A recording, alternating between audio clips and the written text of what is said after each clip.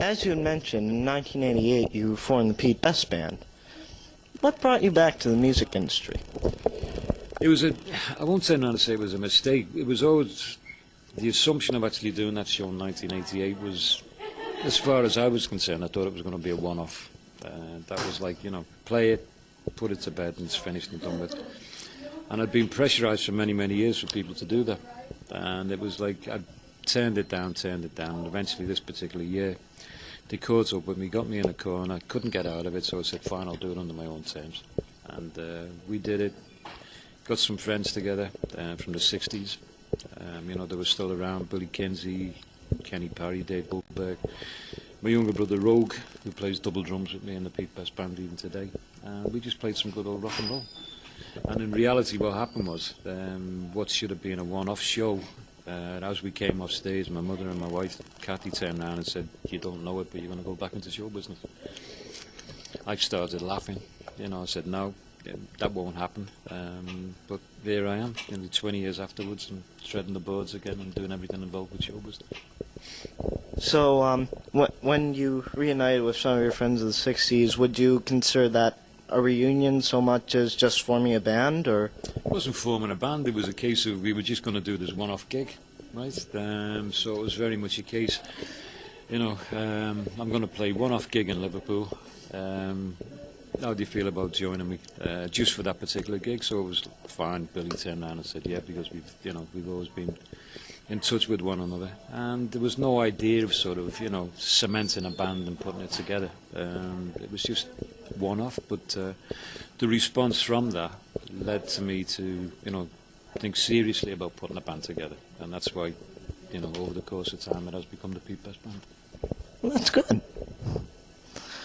For fans who are interested in your Beatles work, I understand that many tracks from the Anthology 1 album include you on drums. Yes, on Anthology 1, I think out of 60 tracks, I'm on 10, so it's not a bad ratio. Didn't you recently do promotional clips for the Casbah Coffee Bar with some old friends? Can you tell us a little bit more about that? Yeah, what happened was we wanted to do a promotional clip for the Casbah because the Casbah has now achieved heritage status. It's been a historical monument by the Heritage Society in England. We thought, okay, it's time to get something going. I mean, even though it's there's lots of promotional material in the tourist board and this, that, and the other, we wanted to do something different, which is going to bring the force of the Casbah up worldwide again. So we came up with the idea of a promotional clip, and we managed to acquire an interview with Paul McCartney. Not me doing the interview, right? Make that quite clear, but someone within our corporation did it, right?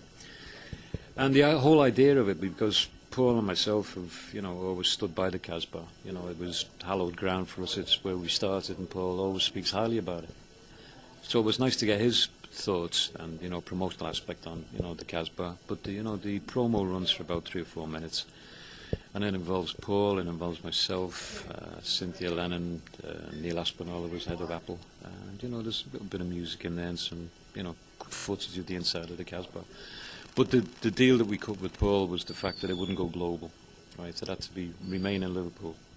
And so it's shown in 3 locations, exclusive to those locations in Liverpool. One's the Casbah, one's the Beatles story, and the other's the 08 Centre, which is the tourist board.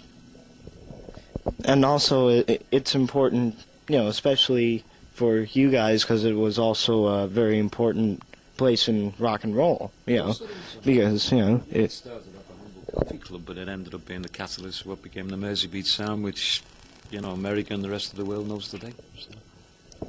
In addition to an extensive North American tour, you've also written the book with your brothers, the Beatles, The True Beginnings. In your talk in the formative years about the Beatles, what can readers look forward to?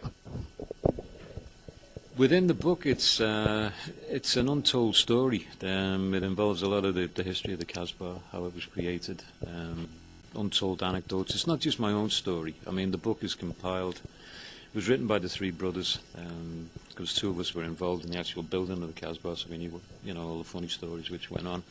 But there were lots of people interviewed for it, and, quotes from those particular people put a different slant on, Beatle folklore.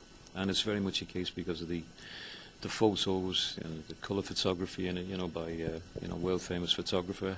Paul's quote in there, which is synonymous to the actual promo clip that we were talking about before.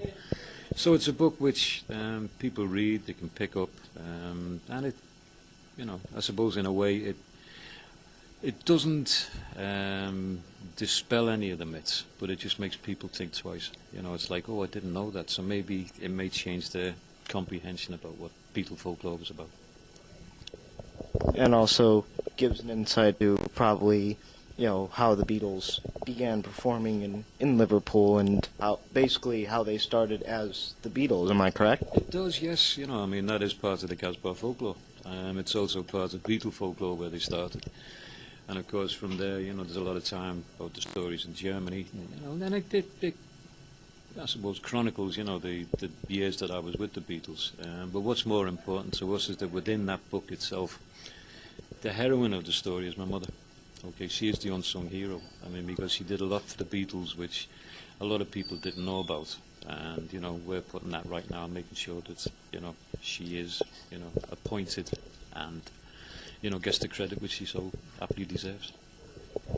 Well, thank you very much.